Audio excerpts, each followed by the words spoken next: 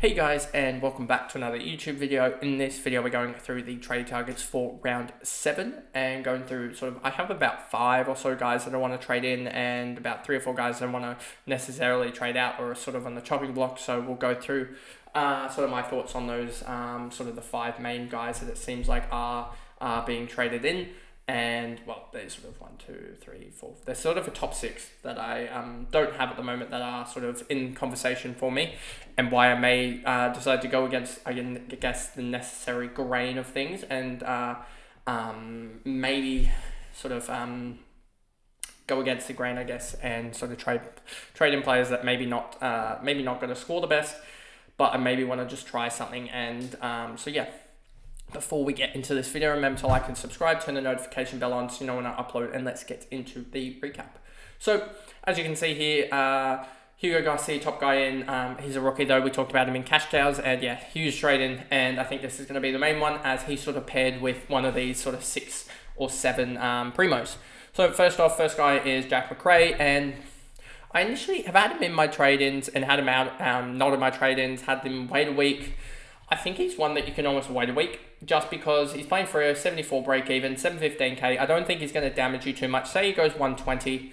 That 120 is most likely going to be 45 above his break even, and 45 above his break even is maybe 30k.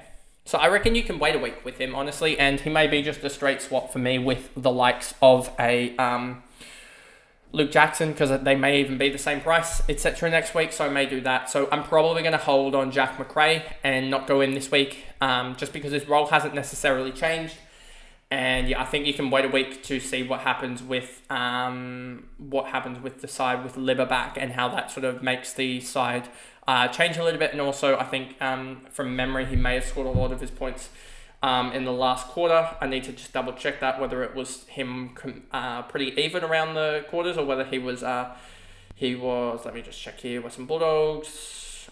He scored a 129, and it was, what was it in the last? 26 in the last, 48 in the third, 30 and 25. So yeah, he was actually pretty even, and I don't take out the 28 here, and he's got 3 games for what's that? 282, which is around the 90 something average, 93, 94 average actually it is. So yeah, I'm gonna wait a week on McRae because I don't think he gets away from us. Sam Walsh, another one that I think a lot of people will trade in, and I think Vam's put it out on Twitter. It's hard for a guy to get really good high scores like Sam Walsh when he is going to get the Mark O'Connor tag this week, by the way. That is set in stone. He's going to get that tag. But also, it's hard when he's not marking the ball. So I'm really worried about Walsh dropping a stinker, because if he drops, say, 10 disposals, which could happen with an easy tag here, then that pretty much drops him straight to an 80, and I don't really see how he really recovers from it, as his non-disposal work isn't really up there. And I could even see him having a stinker and dropping down to 20 disposals, and 20 disposals, say that's 10 kicks, 10 handballs. He drops, 40 points off almost, 35 points off, and that gets him down to a 65, 70. So yeah, I could see him easily dropping an absolute stinker, just because he has nothing outside of his disposal work at the moment that's really holding up his scoring. So yeah, I'm probably going to lay off of Sam Walsh this week, and probably almost in general until I see that marking return, as we're going to get the underprice, or let's look at this one because you actually see what I mean. Stewart, in a couple of weeks, will probably be almost worth a buy, even though he's averaging, outside of the 40, take out 47 from his score, that's 472 from 5 games. That's an average of 94.4 or something like that. So yeah, 94.4 is actually all right for a defender. So getting him at 700k isn't actually the worst, and you almost get another look at him in a couple of weeks. So he could potentially be a trade in a couple of weeks. And then you see a lot of these rookie guys getting traded out. Any of the primos, I don't think there's any of the primos. James Sicily in a couple of weeks could potentially, if he actually gets back into form. Royal Marshall being now traded out by, that's a negligible number, but so not many primos actually getting traded out, which is a good thing. A lot of people have smartened up. But yeah, I just don't know about Walsh yet, and that probably is going to mean that he goes large, but I'm just one that's not going to go for him. Sammy Flanders, another one. I just generally think that his role is really good for fantasy, but it is losing Gold Coast games, simply put. Against Hawthorn, they obviously won that game, but against Sydney, he put up a 1-2-6, 29-5, 8 marks, 2 tackles, and he lost them in the game single-handedly. Basically, he had 7 clangers and 6 of them turned into goals. And if you look at the final margin, it was 50 points. But especially in that third quarter, when push came to shove, I think he had something like 3 or 4 clangers, and they pretty much all turned into goals. So let me just double check that for you guys, just to show you what I mean by that. If we go to Sam Flanders here and we go to the third quarter, 6 disposals, 2 marks for a 21 fantasy score, but he had 3 turnovers. 3 turnovers, and where is the clangers? Does it show clangers here? Where are they? I'm just trying to find them here. Does it show it? It doesn't seem to show it, so that sort of is annoying. I can actually just do it through here, AFL.com, and I'll show you what I mean by that. It won't necessarily show his clangers in the quarter, but we sort of get the my stats. And then clangers, you'll see he ended up with 10 turnovers, 7 clangers, and I'm pretty sure none of them happened in the last quarter. So no turnovers or clangers happened in the last quarter. So he was better in the last, but it was sort of, no turnovers in the last quarter. And I'm just trying to see, where's the clanger stat? It surely is on here. He just didn't do anything in the last quarter. So I just don't know. I just think he should generally be put out of that position, to be honest, and put up onto a wing where he's gonna not necessarily get hurt as much, but probably not get as much disposals. Against West Coast, if West Coast was smart, they'd almost put Harley Reid just directly on him, because Harley Reid will absolutely torch Sam Flanders, because Taylor Adams did the exact same thing, but Harley Reid will probably spend more time in the midfield. I wonder who's gonna be the dangerous forward that goes to him, as they will absolutely tear him to pieces. So Sam Flanders, I'm tempted to stay away from him at 9-10k, even though he's probably going to absolutely burn me, and be one at 55% ownership that's going to burn me. But I mean, at this point in the season, I want to take some pot shots, and Sam Flanders probably going to stay away from him. Just because, I don't know why I'd stay away from him, but it's probably going to hurt me in the long run.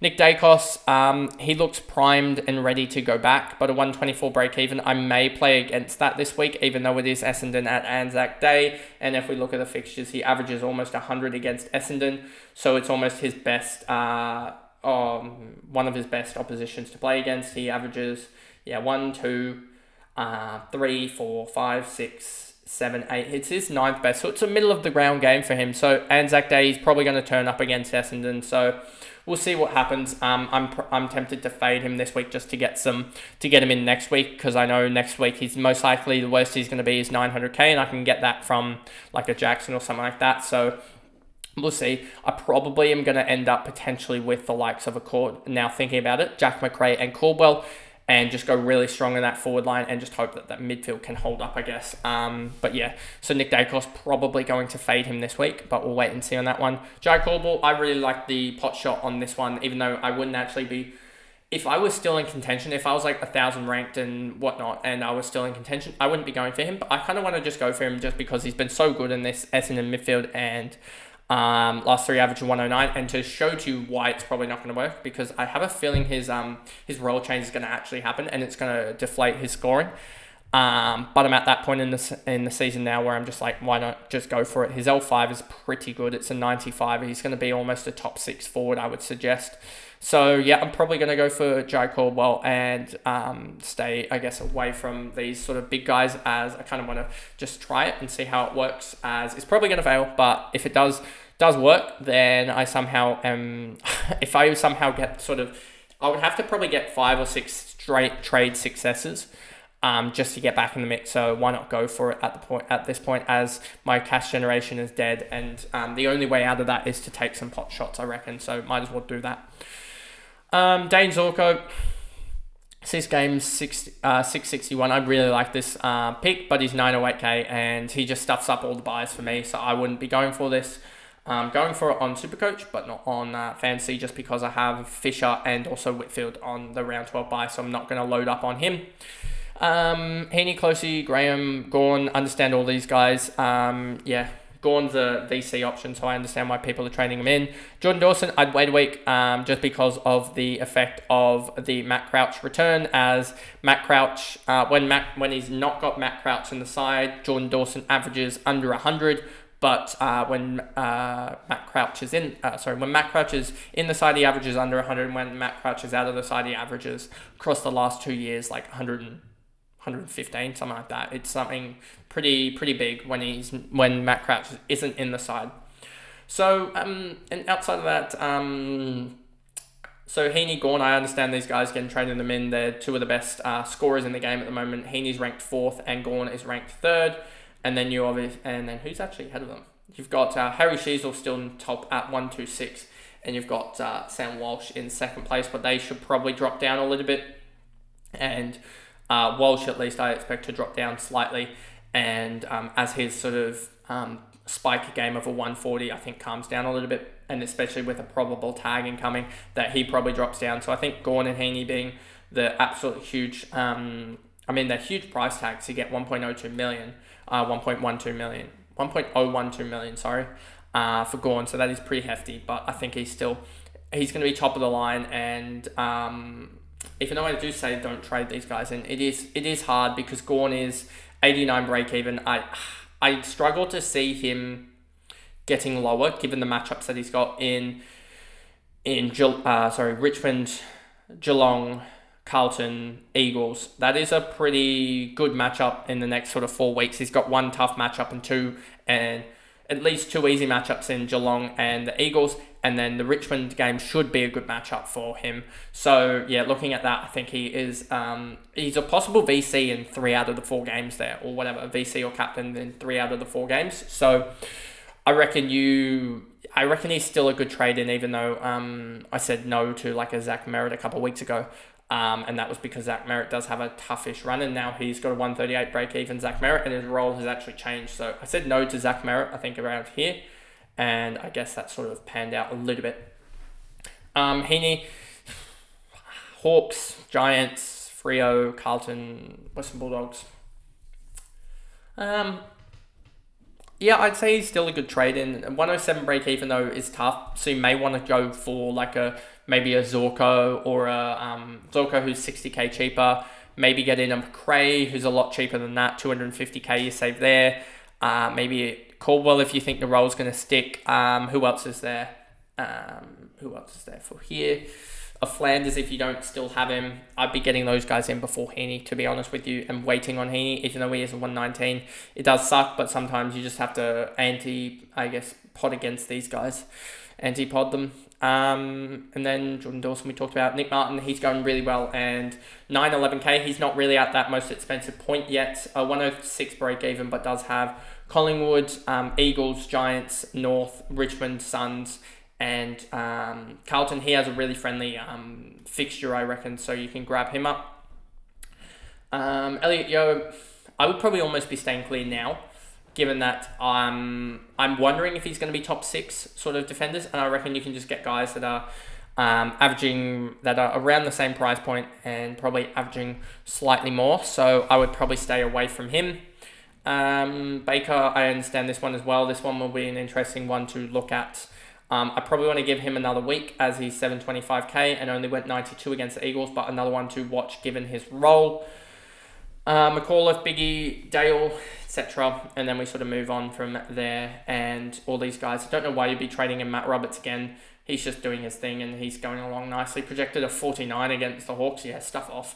He's not going to go that low, I reckon. Oh, it's because he has a 15 average against them for some reason. Yeah, you can sort of expect these 70 scores. And I still think he's got another 50, 60k left in him.